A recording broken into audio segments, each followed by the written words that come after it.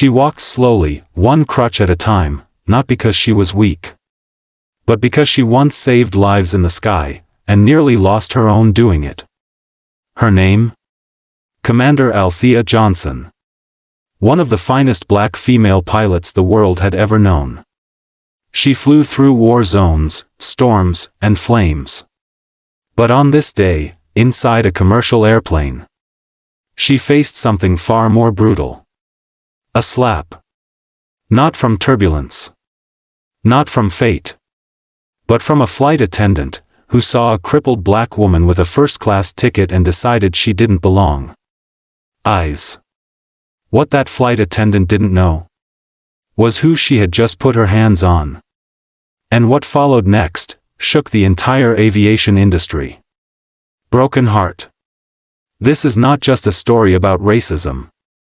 It's about courage, prejudice, and a woman who refused to be disrespected just because she sat differently, walked differently, or looked differently.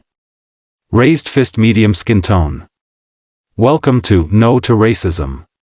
If you believe no one should be judged by the color of their skin or the condition of their body, then make sure you backhand index pointing right, medium skin tone, subscribe. Speech balloon, drop a comment telling us where you're watching from. Bell, turn on notifications so you don't miss stories like this one. Because together, we raise voices that the world can't ignore anymore. Now, let me tell you what happened on that flight. Althea Johnson wasn't just any woman. She was once the sky's best-kept secret, a black female pilot who had broken every ceiling that tried to hold her back. She had flown private jets for celebrities, trained military cadets, and saved dozens of lives during a fiery mid-air emergency that ended her flying career and changed her life forever. Now, years later, her body told a different story.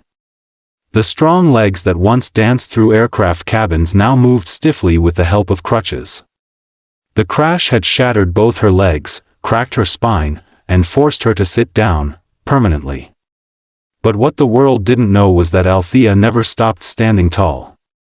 On this particular day, she wore a long, navy blue coat that matched her calm spirit. A plain scarf wrapped around her natural hair. She wasn't flashy. She didn't need to be. In her hand was a shiny boarding pass, first class. A gift from the event organizers inviting her to speak at the National Women in Aviation Conference in Washington, D.C. She wasn't just attending, she was the keynote speaker. She arrived early at the airport, the way she always had. Discipline never left her bones. A young assistant from the organizing team pushed her wheelchair toward the boarding gate, thanked her for her service, and left her with a soft smile. Althea made her way toward the plane entrance, her badge tucked away, her story untold. She wasn't wearing medals. She didn't have to. She was the kind of woman whose presence carried weight, even when others couldn't see it. As she approached the aircraft, the gate agent glanced at her boarding pass and nodded, then allowed her through. Everything seemed smooth, until she rolled up the jet bridge and entered the cabin. "Excuse me, ma'am, coach is that way," said a sharp voice. Althea looked up. The flight attendant stood there, arms crossed, blonde ponytail bouncing behind her stiff uniform. Her name tag read Becky. Her eyes were scanning Althea from head to toe, from her cocoa skin to her worn boots to the metal crutches in her lap. "I'm in seat 2A, Althea said gently, holding out the boarding pass. Becky didn't even take it. She simply scoffed. "This section is for first-class passengers only, not companions or misplaced guests." Althea tilted her head slightly. "Ma'am, I am a first-class passenger." Becky's expression twisted. "Let me see that pass." Reluctantly, Althea handed it over. Becky snatched it, glanced at it quickly, then looked at Althea again, as if her eyes were lying to her. "No way," she mumbled, before raising her voice. "You people always try something. Don't embarrass yourself." Althea blinked, stunned. "You do not belong here," Becky snapped. And in one shocking moment, she slapped the boarding pass against Althea's chest so hard that the corner cut her skin. A gasp came from the back. Phones began to lift in silence. No one spoke, but the air in that cabin turned heavy. Althea slowly picked the pass off her lap, her face calm. She looked Becky squarely in the eye and said softly, "You just made the biggest mistake of your life." The cabin grew still after the slap. Passengers turned their heads, pretending not to see while secretly adjusting their camera angles. The hush was deafening. The sound of the plane's engine humming outside was the only thing louder than the silence inside. Becky stood stiff, chest heaving slightly like she was proud of what she'd done, like she'd just protected the sacred space of first class from an unworthy intruder. She tucked her hands behind her back, looking away as if the matter was settled. But it wasn't. Althea took a deep breath. Her hand trembled slightly as she adjusted the strap of her handbag across her lap. Her pride wasn't bruised, it was her heart. After everything she had done for this country, after all the barriers she had broken, all someone saw when they looked at her was a disabled black woman with no business in first class. A young white man in business attire, seated in 3B, shifted awkwardly and looked up. He had seen everything. So had the couple beside him, the mother with 2 kids in 4C and 4D, and the elderly Asian woman across the aisle. No one said a word. Just silence, thick and cold. Althea said nothing, either. She simply lifted her head and rolled forward. But Becky wasn't done. "Security's going to be informed about this," she added with a smirk, voice low but biting. "This is airline fraud. You can't just fake a boarding pass." That's when the captain, a middle-aged man with salt and pepper hair, stepped out of the cockpit. "Everything all right here?" he asked, his tone casual but wary. Becky turned instantly sweet. "Oh yes, Captain. Just handling a seating issue. We've got someone trying to sneak into first class." The captain's eyes moved to Althea. And then, paused. Something in his face changed. "Ma'am, may I see your boarding pass?" he asked gently. Althea handed it to him. He read it. Blinked. "Read it again." Then he looked at her face. "Commander Johnson?" he asked slowly, recognizing the name. "The Althea Johnson?" She nodded, saying nothing. His face turned pale. He cleared his throat, straightened his shoulders, and looked at Becky with confusion and disbelief. "Becky," he said firmly. "She's more than welcome in first class. She's one of the most respected pilots in this country. She's the reason we have some of the emergency procedures we use today." Becky's mouth dropped open. A few passengers leaned forward in curiosity, now realizing something was different. Some even began whispering among themselves, pulling out their phones to Google her name. "I'd appreciate if she's treated with the respect she deserves," the captain added, before handing the pass back to Althea. "Let me help you to your seat." But Althea held up her hand gently. "I can get there," she said. "I just hope you'll remember that it took a uniform and a title for me to be seen." The captain nodded slowly, shame tightening his jaw. Becky stepped aside, stunned, eyes wide and face flushed. Althea wheeled herself to seat 2A and settled in with grace, unfolding the blanket across her legs like a queen adjusting her robe.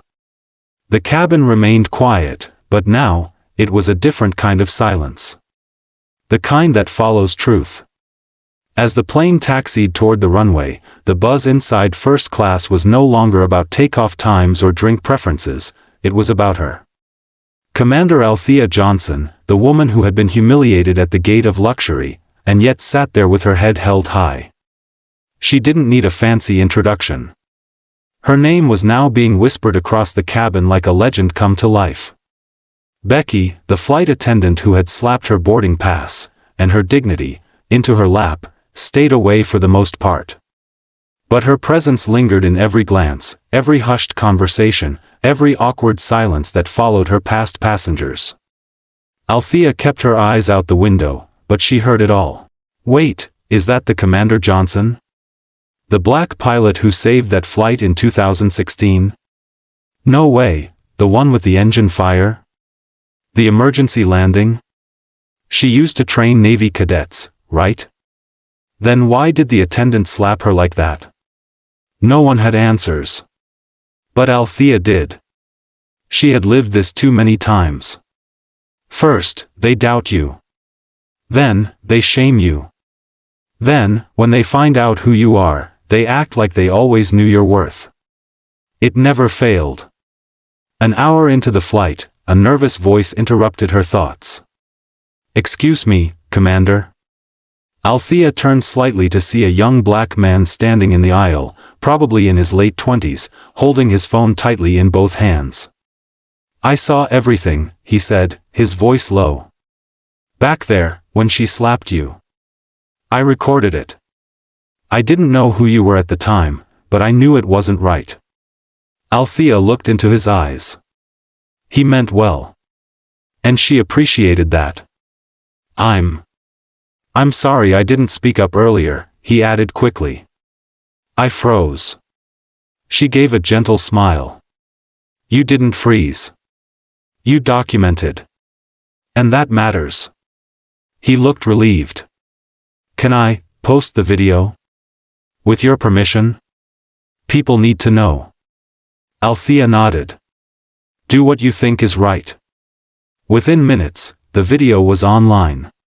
Twitter/X, user @_truthseeker12. Just witnessed a black woman in a wheelchair slapped and humiliated by a flight attendant in first class. Turns out she's a retired legendary pilot, Commander Althea Johnson. Shameful. #FlyingWhileBlack #No to Racism #Respect Althea. It didn't take long. Within 20 minutes, Althea's name was trending. The video spread like wildfire, first on X, then Instagram, TikTok, even LinkedIn. Influencers reposted it. Pilots commented. Celebrities reacted with disbelief. Civil rights lawyers and aviation experts began tagging the airline. Back on the plane, Althea's phone buzzed non-stop in her lap. She ignored it. She was used to going viral. It happened once before, after her heroic emergency landing years ago. This time, however, it wasn't about her bravery. It was about someone else's ignorance. Becky returned to first class 2 hours into the flight, holding a tray of refreshments. She had clearly been told to fix it. But there was no fixing what had already been done. Would you like a drink, ma'am? She asked, eyes down, voice robotic. Althea looked her square in the face. Just respect. But I see that's not on the tray. Becky flinched and moved on. One of the passengers clapped quietly. Then another. And another. Soon, the cabin broke out in soft, respectful applause, not just for the comeback, but for the woman who refused to shrink. What was supposed to be a peaceful journey had turned into a simmering pot of unspoken tension. The passengers in first class were no longer casually flipping through magazines or watching silent films on their screens. Now, every glance was cautious. Every movement calculated. Althea, however, remained centered. Not because she was unaffected, but because she was trained to stay calm under pressure. A part of her had already predicted that this would happen the moment she rolled her wheelchair into the terminal.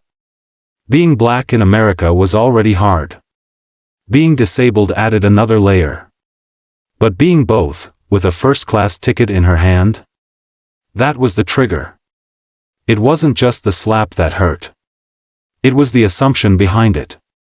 That she couldn't afford it. That someone like her didn't belong. That a black, crippled woman could only be in first class if she was someone's assistant, nurse, or fraudster. That mindset was the real wound.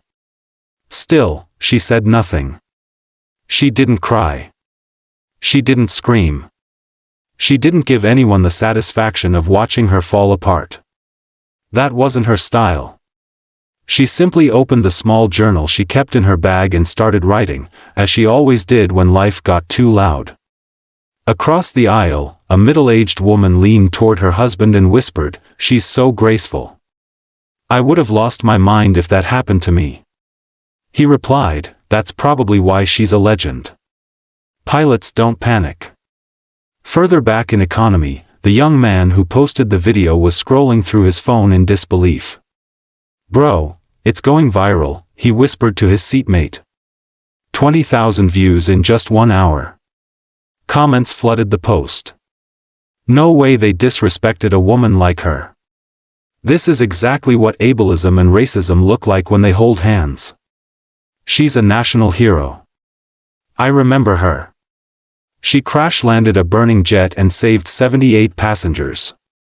Raised fist medium skin tone, shame on that flight attendant. Fire her immediately. The airline's social media account was being tagged non-stop, but they remained silent. No statement. No apology. Inside the cockpit, the captain received a discreet message through his internal tablet. "Heads up, video of the incident is all over the internet. She's trending worldwide. Airplane departure media wants to speak to the pilot upon landing. Prepare accordingly." The captain's fingers hovered over the screen for a moment before he typed a quiet response. "Understood. I'll do what's right." Meanwhile, Becky stood at the galley, shaken. Her once confident posture had deflated. She kept checking her watch, nervously glancing down the aisle toward Althea. She hadn't expected this to blow up. In her mind, it was a small moment, a correction she thought she was entitled to make. She hadn't expected the world to watch. She hadn't expected the woman she slapped to be somebody. But that was the point. Everyone is somebody. And nobody deserved to be treated the way she treated Althea. Back in her seat, Althea finished writing her final sentence in her journal and closed it. She knew this wasn't over. The landing would be more turbulent than the flight. Reporters would be waiting. Cameras would be rolling. Statements would be crafted. But she was ready. Because for the first time in a long while, the world wasn't just watching injustice. They were reacting. The plane descended slowly into Washington, D.C., slicing through the clouds with the same stillness that had taken over the cabin. Nobody cheered when the wheels touched down. There was no light-hearted clapping. Just silence, and the occasional buzz of a phone lighting up with more updates on the viral video. As the aircraft taxied toward the gate, Althea sat with her seat upright, her eyes calm but focused. She already knew what was waiting for her on the ground. The incident had left the skies, and now it was ready to shake the ground beneath the airline's feet. The captain's voice came over the intercom, smoother than before, but there was a crack in it now, a certain weight behind every word. "Ladies and gentlemen, welcome to Washington, D.C. Please remain seated until the aircraft has come to a complete stop. And on a personal note, thank you to Commander Johnson, seated in 2A, for her service to aviation. It's an honor to have her on board today." Gasps echoed across the cabin. The name had been spoken aloud. Commander Johnson. A few heads turned. Some passengers began clapping. Others bowed their heads in shame, realizing they had witnessed her humiliation and done nothing. In the galley, Becky nearly dropped a cup as she heard the name announced. Her face flushed red, and for the first time since takeoff, her smile vanished completely. The moment the seatbelt light turned off, everyone scrambled to grab their phones. Some stood, trying to get a last look at the woman who'd been wronged but never stooped low. A quiet legend. But Althea didn't rush. She never did. Instead, she calmly gathered her belongings, folded her blanket, and waited for assistance. That's when a different flight attendant, a young black woman named Tamika, approached her quietly. "Commander Johnson," she said softly, kneeling beside her. "I just wanted to say, I'm sorry for what happened. You didn't deserve that. Nobody does." Althea smiled warmly. "Thank you, sweetheart. I appreciate that." Tamika continued, whispering, "There are people waiting for you at the gate. Reporters. Cameras. Activists." Althea nodded slowly. "Let them come." Behind her, Becky was nowhere to be seen. She had retreated into the back of the plane, avoiding every eye that tried to meet hers. Two gate agents rolled a wheelchair toward Althea as the captain personally exited the cockpit and offered her his arm. "I'd be honored to escort you off the plane," he said. "No need," she replied kindly, but firmly. "I can handle myself." The captain stepped back respectfully. As Althea wheeled herself through the aisle, a few passengers offered hushed words. "You're an inspiration. I'm so sorry that happened. I should have said something back there." Althea gave only a soft nod to each one. The jet bridge opened. Bright lights. Microphones.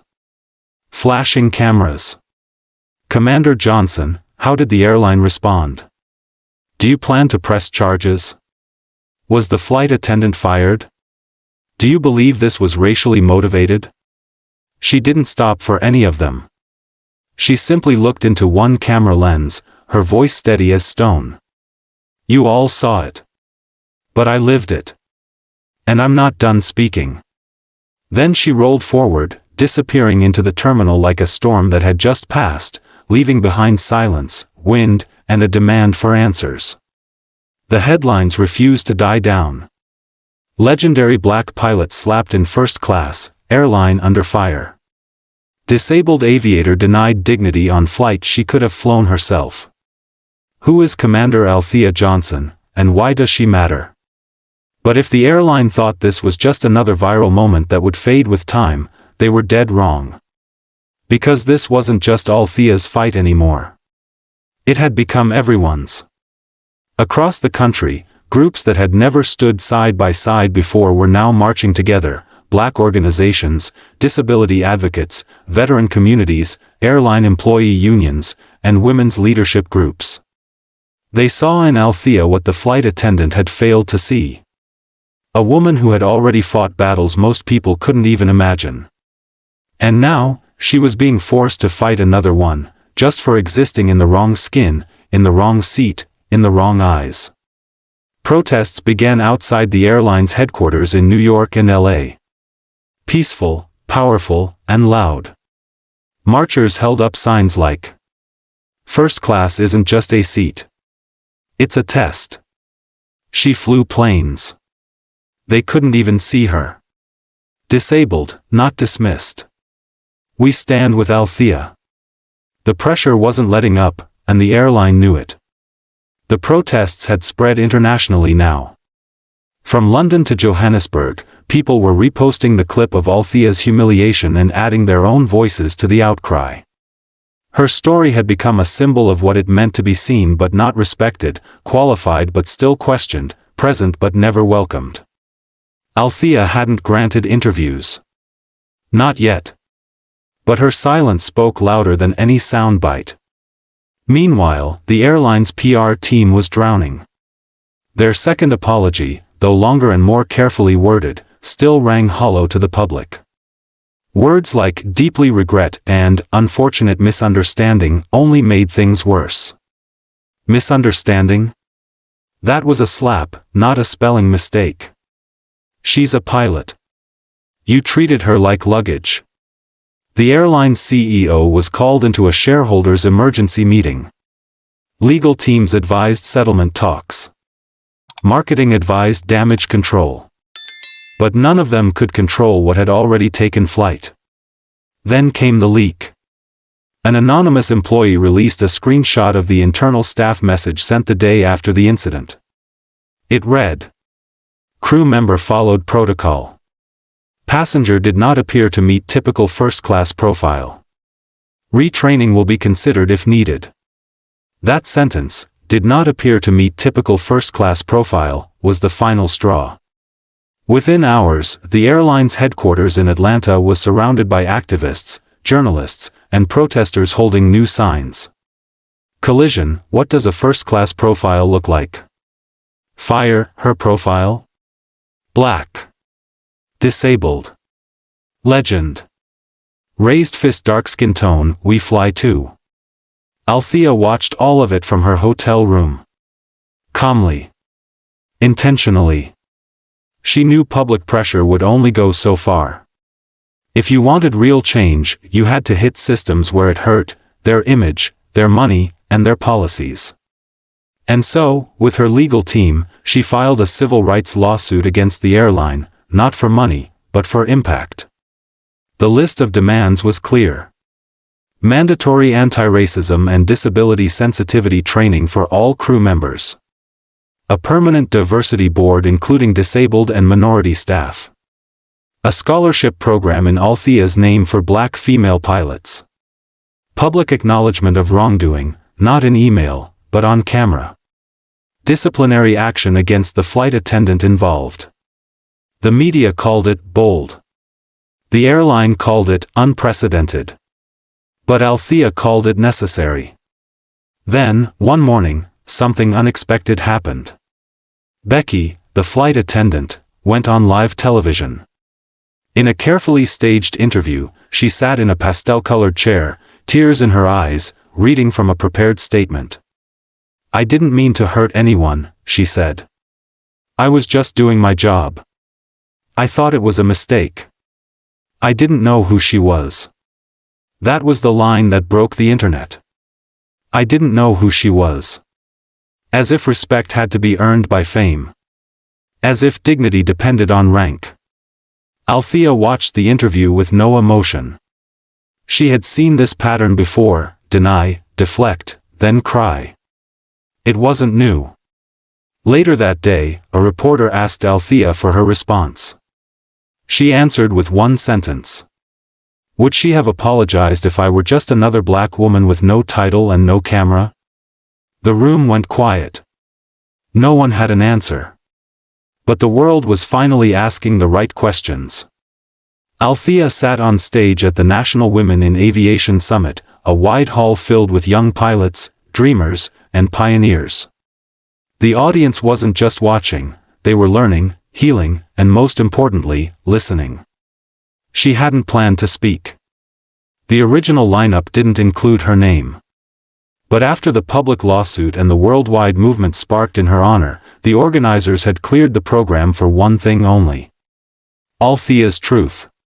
She wore a navy blue suit, tailored, strong, and grounded. Her wheelchair gleamed beneath her. Her silver aviator pin was fastened neatly to her lapel, just above her heart. She rolled to the microphone. No stage theatrics. No background music. Just her voice. I never asked to become a hashtag. I never wanted to go viral. I only wanted to fly. A hush fell over the room. For 35 years, I flew planes across oceans, continents, and combat zones. I trained hundreds. I mentored dozens. I retired with honor. And yet, when I boarded that flight last month, none of that mattered. Because to her, I didn't look like I belonged. To her, I was just another crippled black woman in the wrong seat. People in the crowd wiped their eyes. But let me tell you who I am. I am Althea Johnson. I was the first black woman to fly combat missions for the U.S. Air Force. I've flown 4 presidents, and I've landed in more danger zones than most people can pronounce. I have 20,000 logged flying hours and 0 apologies for who I am. Thunderous applause. People stood up, one after another. But Althea raised her hand gently, asking for silence. This isn't just about me. It's about the little black girl watching this story online and wondering if she'll ever be seen. It's about the woman in a wheelchair who now questions if her ticket matters. It's about the man who stayed silent when he saw me slapped. And has been haunted ever since. Then she looked directly into the cameras. I'm not here to cancel anyone. I'm here to challenge the system that made her believe I couldn't belong.